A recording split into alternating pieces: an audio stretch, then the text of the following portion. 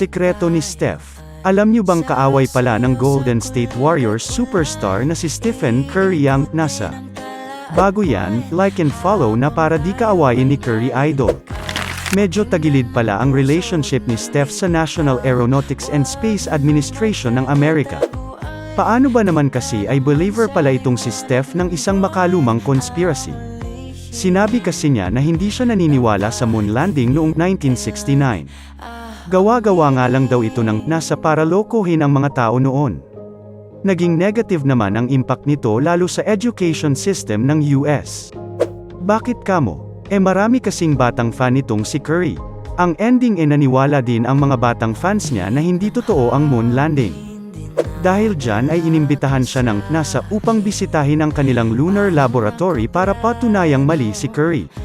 Sa huli naman ay humingi ng sorry si Steph at inaming nagkamali pala siya sa kanyang